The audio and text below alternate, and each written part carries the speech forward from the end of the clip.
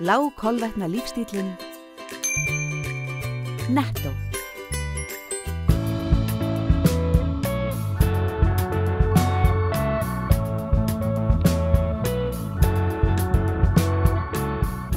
Komið sæl og verið velkomin í sjónvarp Víkurfrétta.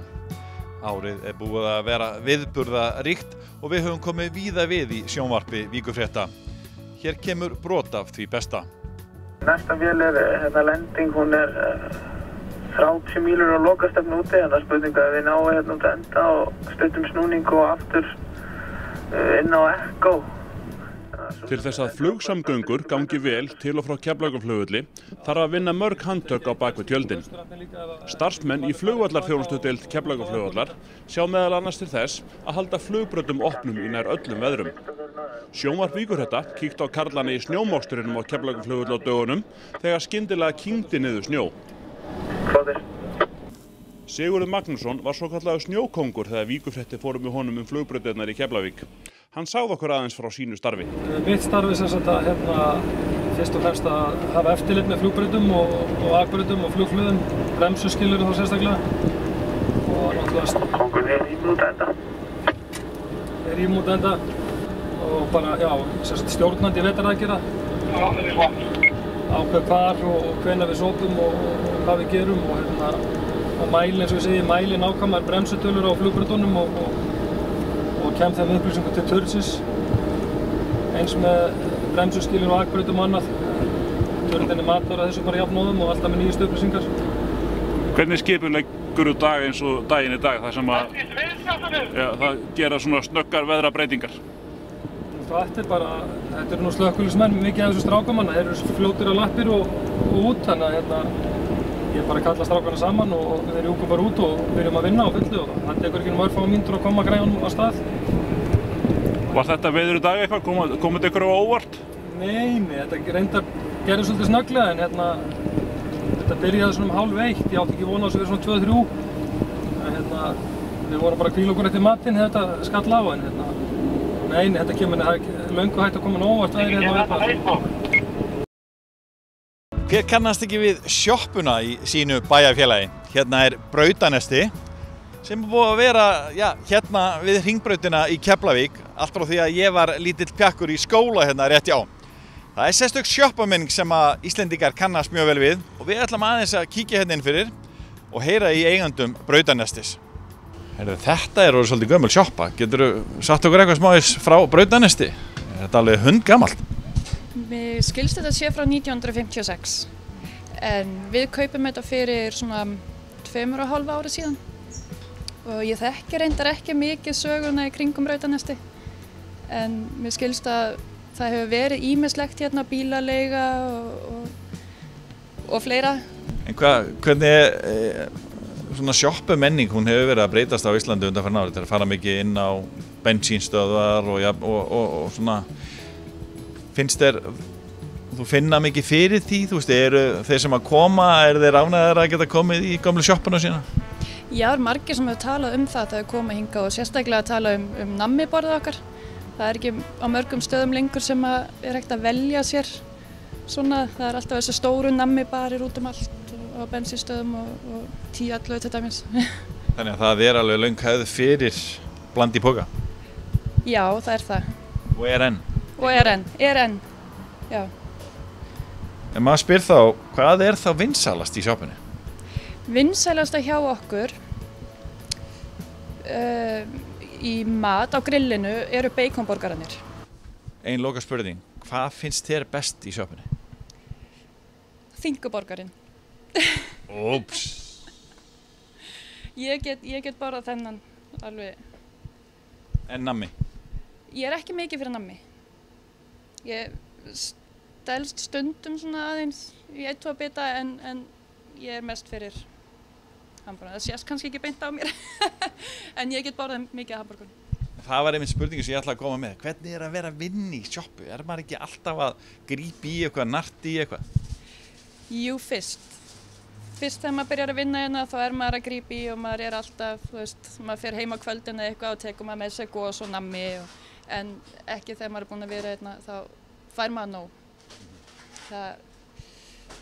Nei. Það fer í raun ekki mikið fyrir stærstu fiskeldisstöð heims á landi. Eldisstöð Stolt Seafarm á Reykjanesi þegar orðin 22.000 fermetrar og verður 75.000 fermetrar þegar hún fullbyggð árið 2018.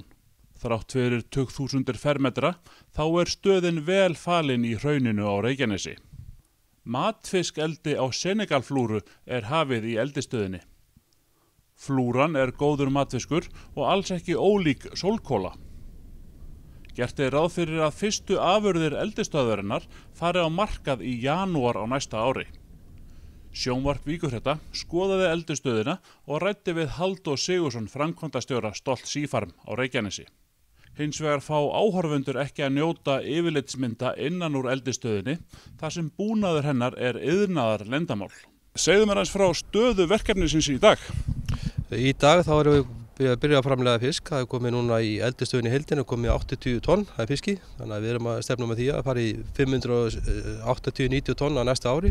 Þannig að það svolítið nokkuð skrið eftir. Hvernig þetta ræktunarferli? Hvernig fer þetta allt saman fram? Þetta fer fram innan hús. Þetta verður einu stærsta fiskeldisstöð í heimi sem í landi. Þannig að þetta byrjar í móttökunni hjá okkur sem bara minnsti fiskurinn sem við köllum seiðin. Og svo heldur þetta bara áfram og markaðsstærðin 450 til 500 grömm og þetta fer mest allt á markað erlendis. Hvað þessi fiskur að vaxa hratt? Hann vex þessari markaðsstærð á 13 mánuðum. Það svona þetta vaxtarferli hjá honum. Segðu mér aðeins þessa stöð. Þetta gríðarlegt magna mannvirkjum og þið bara rétt að byrja. Já, það má segja að við köllum alltaf fyrsta áfanga og fyrsta áfangin 22.000 fermetrar og þetta endar með 75.000 fermetrum. Þannig að þetta verður heilmikið mannvirki svona hjá okkur. Já, og þetta eld allt saman undir þaki? Allt saman undir þaki og það náttúrulega bara vinnuaðstaðan náttúrulega miklu betri og það náttúrulega verður líka að vera þar sem þetta lýsa af fiskur. Og það verður þess að við halda þessu kjör hittastíði fyrir fiskin sem 21 gráða í heildina. Þannig að við erum horfum á það sem okkar styrkleika. Hvenær sjáu þið fram á það verði hjá okkur fyrsta slátrun? Við erum fyrsta slátrun verður hjá okkur í janúar næsta ári og þá erum að tala þessa hefðbundnu markaðsstærð eins og sagði áðan 400-450 grömm og svo heldur þetta bara áfram 12-13 tonn á viku og svo fer þetta náttúrulega hratt vaxandi eftir það.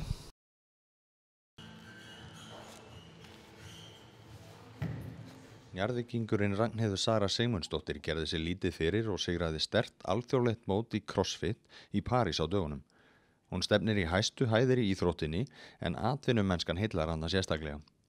Hún ríkjandi hraustasta kona Íslands og landsliðskona í ólympískum lyftingum. Hún rekur ásamt kærasta sínum CrossFit Suðurnes í sporthúsinu á Ásbrú en íþróttin ört vaxandi á Suðurnesjum. Sara, mér langar að spyrja þig bara fyrst og fremst hvað snýst CrossFit? CrossFit snýst eiginlega bara að geta gert allt. Það geta róað, geta hlupið, geta lyft þungu, geta gert margar endurtekningar, geta gert fimleika, geta notað líkamsþyngdina eina við hvað sem Þetta bara allt saman, geta sinnt. Hvers konar fólk leitar í CrossFit? Þetta úr öllum íþróttum eða jafnvel ekki íþróttafólk? Mjög margir sem hafa aldrei verið í íþróttum sem hafa komið til okkar. En auðvitað líka gamlir íþróttamenn. En þetta bara, við byggjum tíman okkar upp þannig að þú getur byrjað á núlli, algjöru núlli. Við erum með grunnámskeið fyrir byrjendur, svo erum við með líka framhaldsnámskeið og svo líka keppnishóp fyrir fólk sem hefur áhuga á því að keppa í CrossFit. Hvernig þessi sena orðin? Hvað eru margir hérna á Suðurnesjum sem eru að stunda þetta? Við erum í kringum svona 150 og við erum bara að fara stækkandi. Og eru þá margir sem eru að keppa eða hvernig það? Við erum svona komið í gang. Það eru margir sem hafa áhuga á því að keppa og eru byrjar að keppa á mótum hérna á Íslandi og svo bara vonandi ætlum við að fara með lið á næsta ári á Evrópuleikana. Þá erum við í kringum 6 sem förum að keppa út. Hvernig endaðir þú í CrossFit á sínum tíma? Sko, ég byrjaði bara að æfa fyrir cirka 5 árum síðan. Tók þátt í einhverjum svona mótum á Íslandi, þrekmótum og í einni þrekmóturinn var CrossFit mót og þá enda ég í 3. sæti án þess að vita hvað CrossFit væri þannig að ég hafði mjög mikinn áhuga á að prófa og þegar ég prófaði þá úlitsbrotnaði ég því miður þannig ég þurfti að bíða í nokkra mánuði og gat loksins byrjað núna september 2012.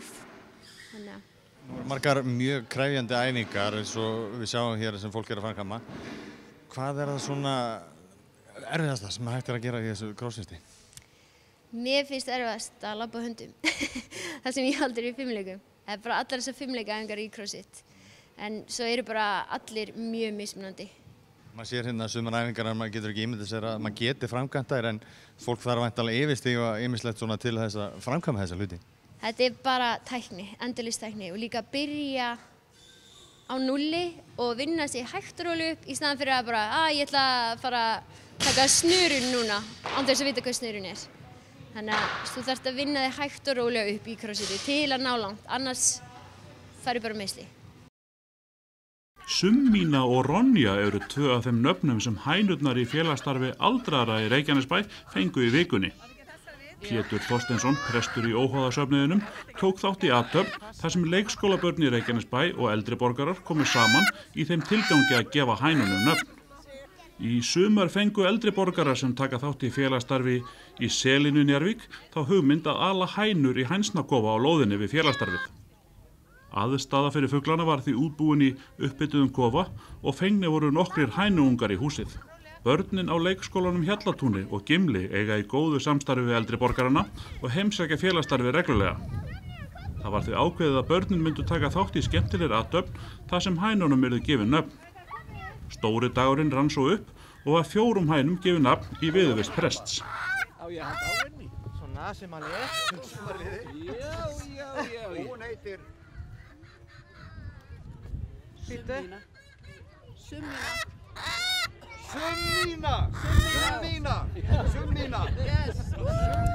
Þá var einnig upplýst að í hænsnakofunum væri reyndar einn hani. Hann mun reyndar fá nýtt heimili áður en hænurnar byrja að verpa. Því ekki hugmyndin að fylla Njarðvík að gaggandi hænum í vetur. Eftir að hænurnar höfðu fengið sín nöfn var blásið til skírnarveislu þar sem boðið var upp á kökur og ávaxtasafa.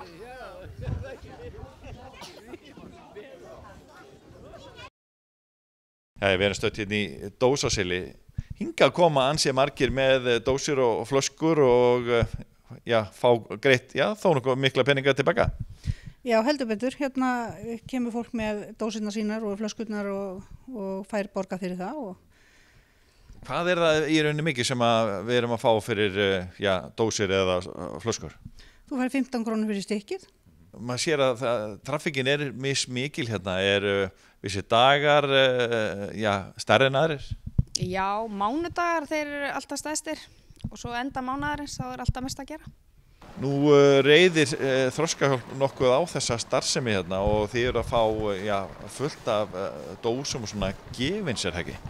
Jú, fólk hefur verið duglegt við að gefa okkur en þetta breyttist náttúrulega svolítið þegar kreppan kom. Þá voru kannski færri sem að gáfu en í staðinn við höfum alltaf fengið eitthvað í staðinn og við höfum fengið sem stofan af flugvelli hérna hjá öryggisgæslunni. Við fáum það allt gefið þar sem fólk þarf að henda af sér þegar það fer inn. Og það fer í flug. Já, og það hefur alveg bjargað okkur algjörlega. En hvernig svona, getið þið lýst í örfáum orðum venjulegum degi hérna? Hvað eru margir að koma hérna á hverjum degi og hvað er fólk með mikið með sér? 1 poka eða 5 eða? Þetta er voða mikið að koma með svona 2 til 5 poka og hérna það er svona 80 til 100 mann sem er að koma á dag hingað. Það er ansi mikið og þetta eru þó nokkur peningar í rauninni sem fara hér inn í samfélagið fyrir allar þessar drykkjarílát. Já, heldur betur. Þetta eru 5,6 milljónir stykki á ári sem við tökum við hérna á Suðurnesjum sem að gera 85 milljónir á ári. Það er ansi mikil tala. Það er það sem við erum að borga fólki sem að kemur með. Tónlistarmaðurinn Páll Óskar Hjálmtísson dansaði upp á borðum í Brynballett Akademíunni á Ásbrú á dögunum. Þar fór fram verkefnið Sameinuð við dönsum sem var styrkt af menningaráði Suðurnesja. En tilgangurinn með verkefninu var að auka á jákvæð samskipti unglinga sem búa víðsvegar Suðurnesin.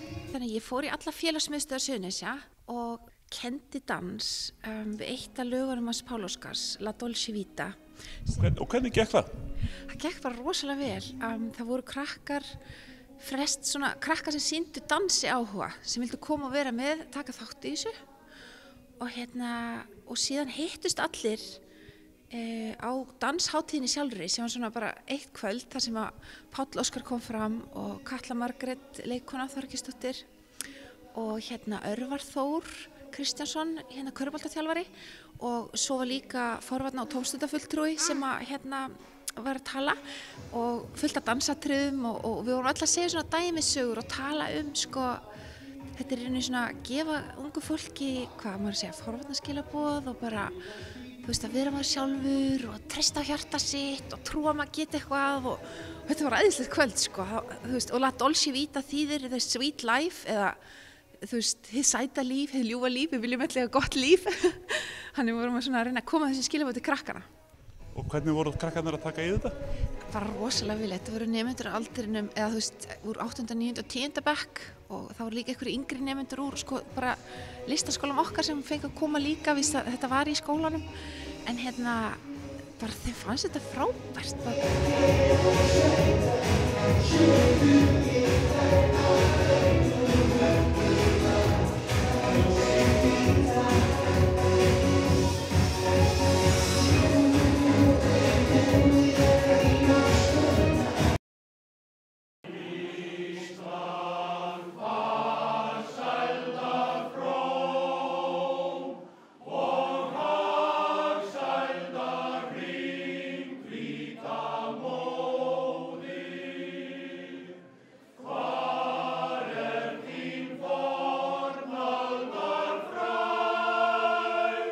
Jæja Margrét, þetta er ansi mikil sýning sem að þið opnið hérna í tilefni þessara mynda sem að þið fundu frá föður ykkar, Jóni Tómasinni. Hvað getur þið sagt mér sýninguna? Þetta eru allt saman myndir sem að eru hérna sem að pabbi gaf filmisafni til byggðasafnsins.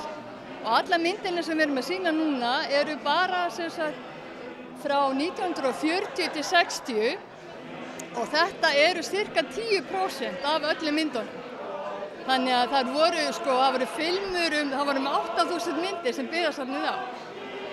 Og við völdum bara, það var mjög erfitt að velja og hafna, en þetta er bara svona sýnishorn og þetta eru myndir sem að hann var áhuga ljósmyndari og var alltaf með myndavélina á sér og var kvikmyndir líka.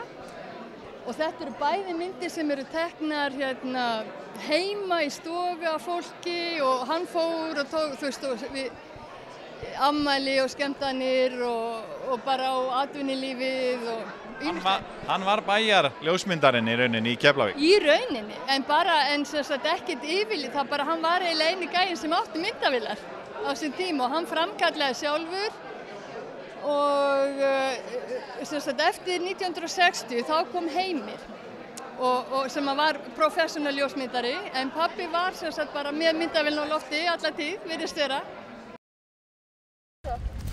Hvaða uppákoma er þetta hérna hjá ykkur í dag? Nú eru krakkarnir sem eru að fara á Eurodym í Svíþjóð að safna áheitum og þau ætla að ganga á höndum upp og niður Hafnargötuna og þau eru bara rosa dugleg. Hvernig datt ykkur þetta í hug? Við ætlum fyrst að hafa svona marathón, svona hefðbundin bara æfingu í 12 tíma og svo er bara svo mikið að gera hjá stelpunum og þjálfurunum og svona. Við ákváðum að gera eitthvað sem tækir styttri tíma og við bara duttum niður á þetta. En þetta er nú svolítið þolraun fyrir krakkana. Þetta er náttúrulega ekki bara stelpur, það er eitt strákur hérna líka. Það er eitt drengur, ótrúlega duglegur. En já, þetta er mjög erfitt. Þetta reynir mikið á hendurnar og höfuðið. Þær eru allar að drepast úr hausverk. Eða þau, ekki þær. Það hefur verið erill við Sandgerðishöfn síðustu sólarhringa þegar bátarnir hafa verið að koma í land kjaftfullir af fiski. Færabátarnir hafa verið að rótfiska fyrir utan Sandgerði og sömu sögu er að segja af snurvoðabátunum. Aflinn er stór og fallegur þorskur sem er að eltast við loðnu í Faxaflóa. Sjónvarp Víkurfrétta var í löndunastemningu við Sandgerðishöfn og ræddi við Grétar Sigurbjörnsson, verkefnisstjóra hjá Sandgerðishöfn. Það er búið að vera mikið fjör hérna við höfnin í dag? Já, það er búið að vera mikið í dag og eins og þú sér þá er þetta trúlega sem að vera 50 landanlega hjá okkur í dag af færabátum og línubátum, smá línubátum og afli bara mjög góður. Hvað eru þeir að fá hérna færabátarnir? Það er þorskur og eitt kall upp í svona 2,5 tonn og jafnvel meira og vænsti fiskur? Já, þetta er mjög góða fiskur, stór og mikill fiskur allt saman. Hvernig er veturinn búinn að vera núna þetta tímabil eftir áramótin? Fiskast vel og hvernig hefur gefið á sjó? Já, það var svona fyrirpartin vetra var slæmur, mjög slæmt og mikið bræðilegt í það núna. Febrúar var mjög góður hér og það er búið að koma sennilega yfir 2100 tonn í land núna sem var í febrúar og er það bara gott á þessu svæði. Nú og hérna mars byrja bara vel.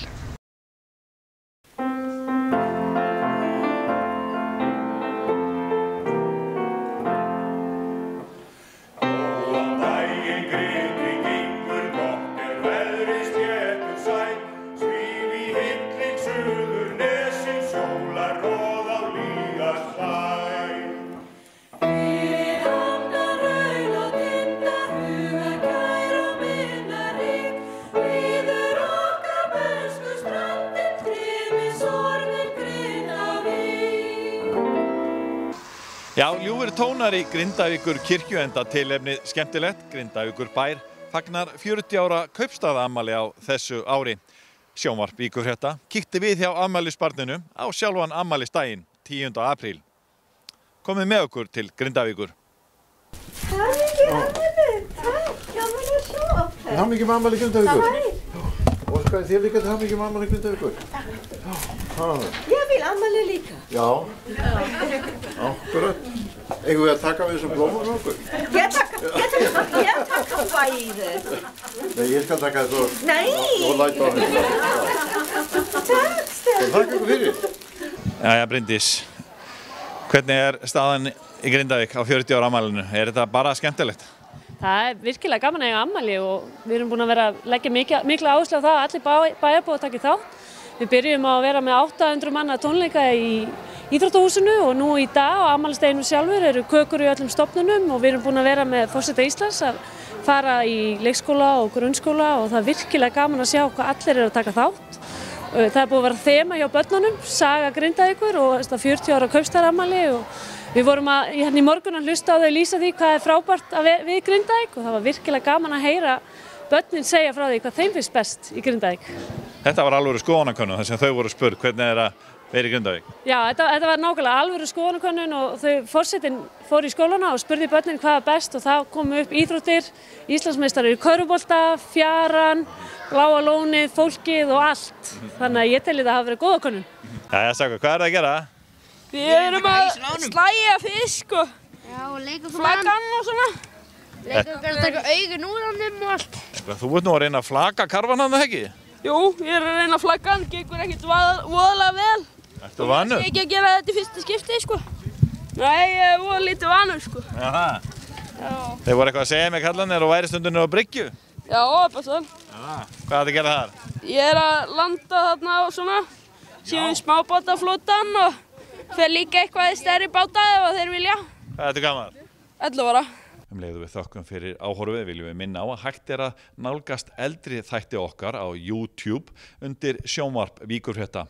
Við minnum einnig á öfluga fréttaþjónustu okkar í vikulegu fréttablaði á Víkurfréttavefnum ff.is og fyrir kylfingana á kylfingur.is.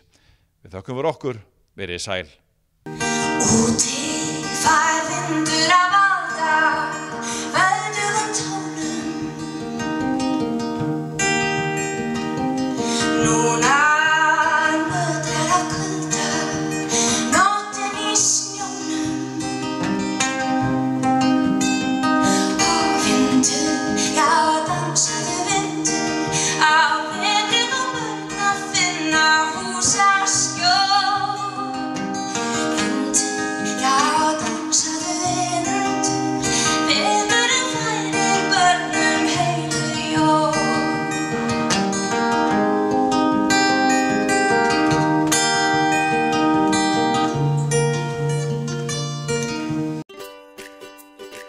Sushi, alltaf ferskt. Netto.